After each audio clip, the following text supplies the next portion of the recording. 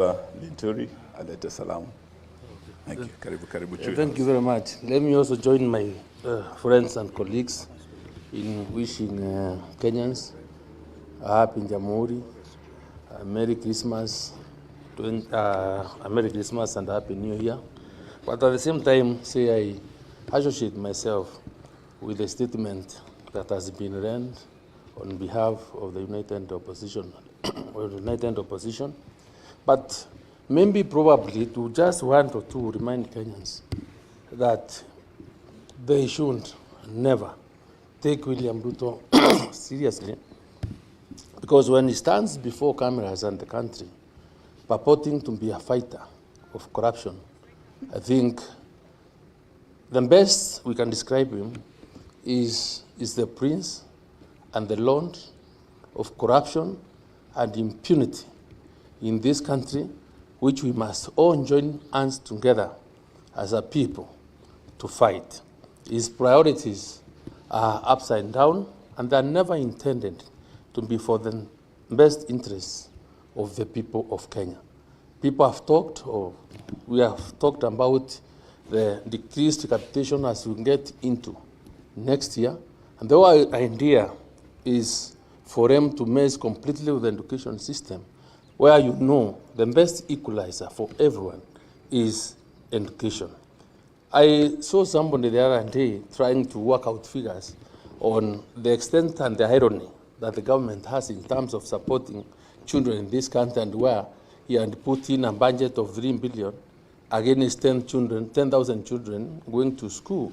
And when you worked out the math, you realized the budget for every child in every year was 300 shillings, and then went further to break it down, say, assuming even one child was to stay in school for 200 days, then the budget was 1 shilling for food.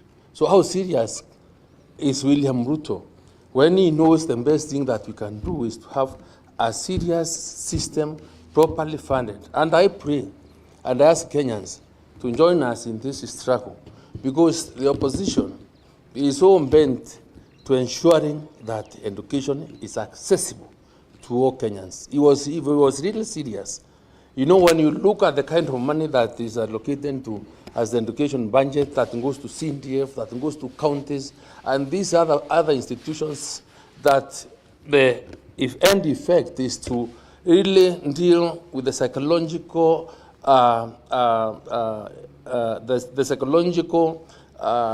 independence, or the psychological feeling of a parent that is in need, in terms of making him a beggar to go and ask for money to pay children. The effect on the child and the parents is so huge. So we would want a system whereby education can be fully funded, so that you don't have, as a parent, be queuing before or lining up in the offices of members of parliament or the governors or everybody else to ask you for money. You know, begging is the worst form of a thing that we really want to see himself in, because it's not the best state. So people make in decisions that are based on problems is not the best. So I want to tell the country that we are committed. I want to invite all those Kenyans that are out there to know that these leaders are only there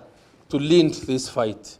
And we want, and because at the end, tumeshika kichwa pale na masikio ya simba, nyinyi mundiro na mateke, but will not be cowed, but will move forward to ensuring that we have a country that is good, a country that has equal opportunity for everyone. Thank you, and thank you. I think we can take a few questions. We had other functions from here. We have other leaders who are with us, but they may not have a chance because of time. We have Senator Orioba with us here, representing our brother Fred Matiang'i. We have our chair, PWD, here. We have the youth leader, Wiper. I think he was here with us. So tuko na majenzi pia. We'll take a few questions, please. Yes, Emmanuel To.